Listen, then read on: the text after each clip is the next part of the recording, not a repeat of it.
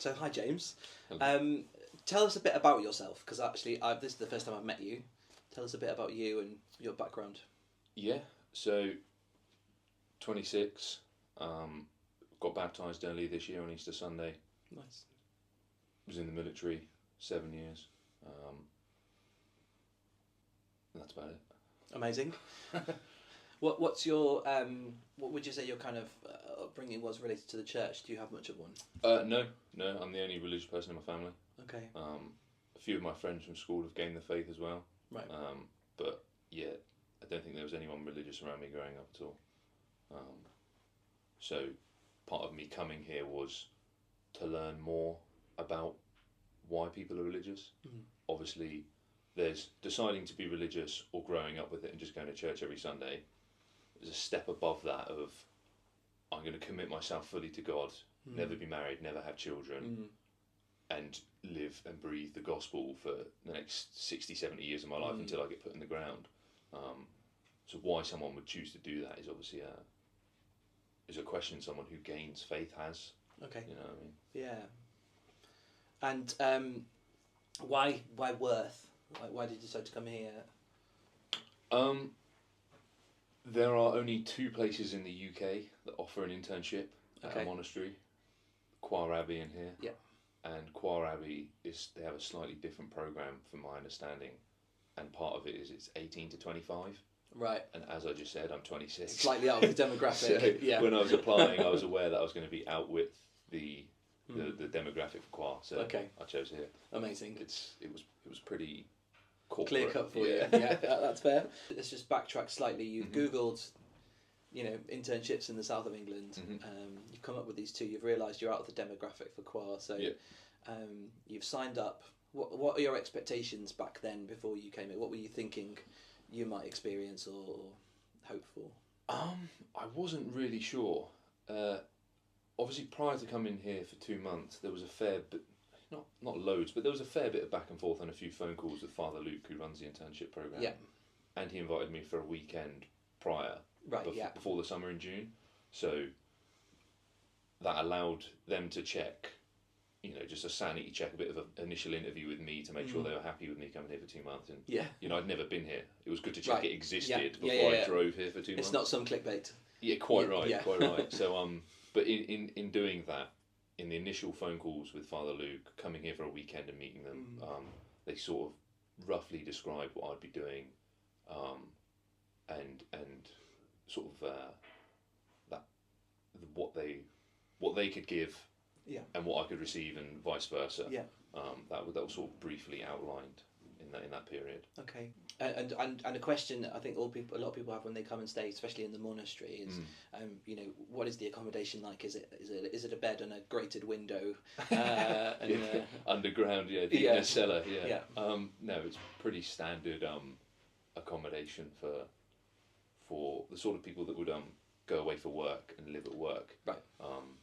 So, for example, they have care workers here who live alongside some of the older monks. Yes, yeah. It's the accommodation you'd expect for a job like that if you're a worker who lives out your work. Right, Whether that's, engineers that work in a power plant or right, care workers, sure. that sort of thing. It's pretty standard stuff. Yeah. It's got a desk, sink, cupboards, bed. Yeah. Single bed, obviously. Yeah. They don't expect couples to come on this, but... Yeah, okay, that's fair. So you've been here for almost 2 months then. Yeah. What are some of the challenges and even before starting this interview we talked jokingly about the challenges about getting up in the morning, but that may not have been a challenge for you. No, not at all. Okay. I guess with your time in the military you may be used to kind of routines and I don't know how much my time in the military actually relates to this. Okay, I'd say very little.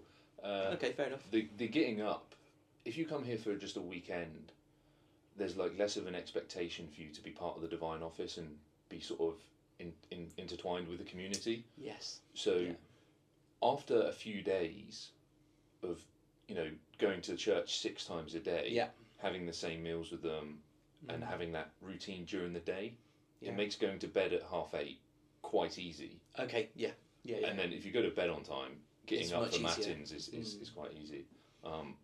Plus, if you're here just for a weekend, and you don't get up for matins, which they don't expect you to anyway, you're here for a day or two and then you leave. If you're here for months and you never turn up to something every day in a row, you're obviously going to have to see them every day and be like, yeah, I forgot to get up again. Yeah, I couldn't be bothered. Like, you don't want to be that person. Yeah, you don't want to be that guy. Yeah. So I wouldn't have said that was a challenge at all. Okay. I think probably the biggest challenge is actually trying to organise the amount of, like, I'd say, I don't want to say progress in life, but obviously you come here in a spiritual journey, and to lay the foundations of your life from here. It's a forming of younger people, is what it's been described to me as. That's what they want to achieve. They want young people to come here and then form them so they can go off into the world and live fruitful lives. And the amount of progress you make in that direction over a very small period, matter of weeks, is quite substantial. So one, it's a lot of a mental strain to actually take all that in. Two, it's a fair amount of work, like making sure you write it down to remember it. Because it'll be such a profound thing you think of one day in prayer, and you're like, oh, that's so important. Like, I really need to, when I leave, make sure that I do write that. Down. And then you have pages of like oh, how have I never realised this in my life? And I think in that sense it's quite overwhelming. Compared to getting up in the morning, like, that's definitely harder. Okay. And what about that kind of disconnection from the digital world? I mean, you talked a bit about your generation, usually quite connected. So how have you found that? Absolute bliss. Okay. Not checking my phone, like, not just having it in my pocket, like my phone and my laptop are on my desk in my room. And I check my emails maybe once a day. Just because I've still got a life outside. I've still got bills to pay and things. Sure. And Christmas is around the corner. I've got to order presents for people and all that sort of stuff. But the expectation of being available all the time and not having that is so nice. I mean, sometimes the monks will talk about something that's been in the news. I'm just like, well, I have no idea. Because I'm here for me. I'm living my journey, my life.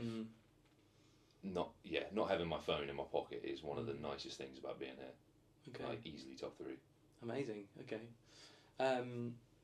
Has anything kind of surprised you about your experience? Like, maybe some expectations about prayer and all the rest of it have been different but not unexpected. But has any part of your experience kind of really surprised you in how you've either what's happened or how you've kind of reacted or felt about it? I mean, I'm sure they get this a lot, but my biggest surprise was how normal the monks are. And I'm sure they hear this all the time, but you come here with the expectation that they're going to be like really wise old men, and they're going to be considered as like elders, like they've just come out the side of a tree or something, like. And they are that. They are full of wisdom, and they are incredible to be around.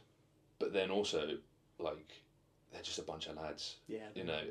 In the church they're very serious, but as soon as they're like having coffee and that, they're just a group of friends. They're messing around like anyone else would. I was very surprised by, I don't want to go into details and name names, but I was surprised at how normal they are. And that was a pleasant surprise. Because it helped not feeling like a feeling. There was no feeling of isolation. You know what I mean? I could feel like that not that I belonged here, but that I wasn't an outsider. That wasn't like I was with a bunch of loonies. Like it's just a group of guys.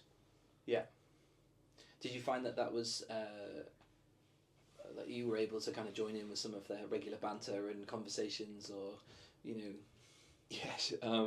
Absolutely. I think it probably is more targeted towards me than the other way. Okay, interesting. I think probably because I have a slight reservation from the respect. In the lives they've lived and who they are. So less likely to want to take the mickey out of them. I'm not gonna joke around about one of them being in a wheelchair. Like, that's it's not appropriate. But he might make a comment about me. But it goes back and forth. I've had my fair share. I can imagine. What would you say if you were kind of you're heading home for Christmas or whoever your family might be, and they're like, what was the best bit? What was the highlights? What were the bits you're going to kind of really hold on to? Maybe like in the immediacy, but also kind of in the long term. Yeah. I mean, I'm sure the party line, and it is true, so I'll say it anyway, even though it's a cliche, is that I feel closer to God. Okay. Is obviously one of the, if not the main reason, but at least one of them of why I came here, is to feel a closer connection with God. Yeah. And I do.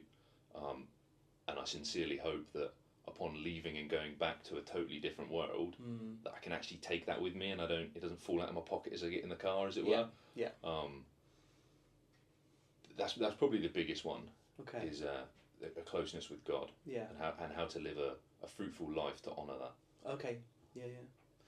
And I suppose kind of linked to that then, what,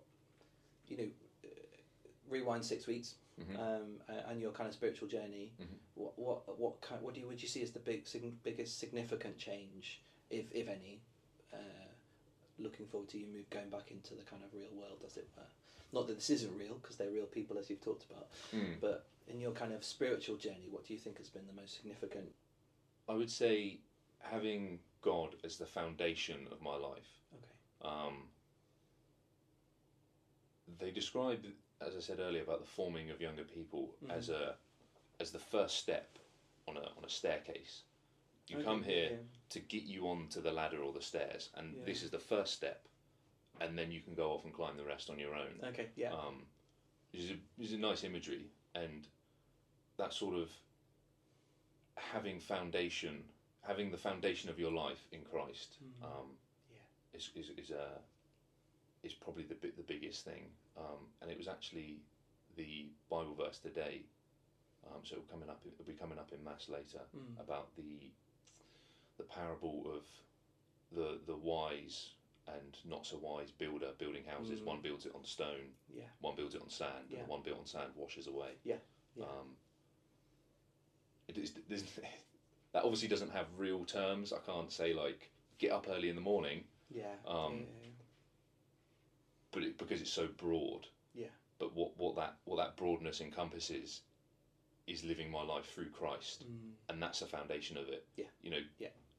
Helping out other people, avoiding sin, being the best person I can, getting up early in the morning, going to bed on time, all those other things are part. You gain that from the foundation. Okay.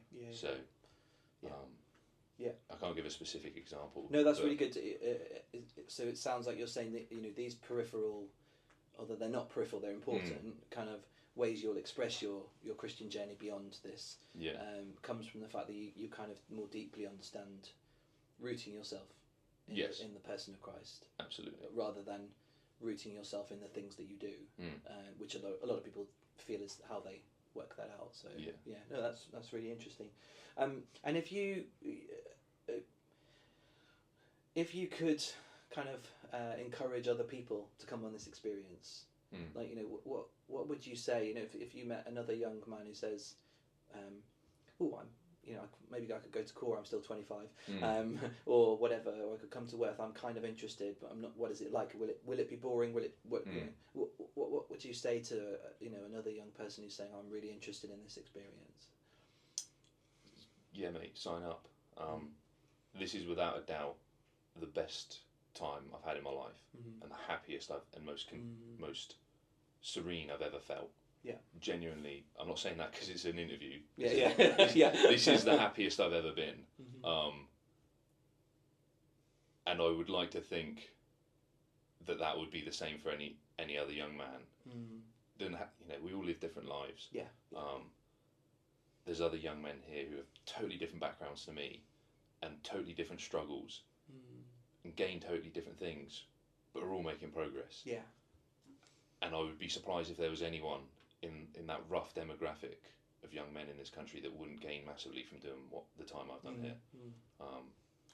And like, do you not want to be happy? That would be what I would say. I think you're many of us are in generations that are searching for a deeper happiness, a deeper joy than what the culture of instant likes and kind of substances or whatever it is can give us. We're all searching to love and be loved. Absolutely. And this experience from your experience, even just meeting you, you kind of have a piece about you that I would assume would come from your experience you've just had. And so, sort of to finish up, describe your kind of overall experience. My experience is living amongst a community that are constantly trying to create an environment of gospel living,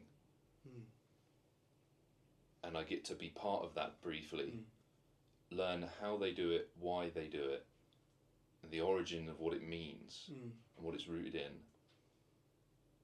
and ask them lots of questions about it. One, so I can understand why they do it, and two, so I can take all the lessons away with me and try and recreate in a different environment in my own way that same gospel living. Okay, yeah. And then just are there any kind of final comments about your experience that you would like to kind of finish with? Anything that I wish I'd said that was part of the, to kind of express something? I would reiterate that this is the happiest I've ever been. That I think plenty of other people would benefit from this. And if you're even remotely considering it, to just get in contact with them. The inquiry go on the website, goes straight to Father Luke, or his email's there as well. Even if you don't end up attending, you can have a phone call with him, have an email back and forth, maybe come for a weekend. There's not really anything to lose. 15 minutes of your time on a phone call. If you're even slightly thinking about it, get in contact, and I'm sure you'll be convinced, not through their overt efforts, but from what you see, that you would want to come on it. That would be my final comment. Okay, amazing. Thank you very much.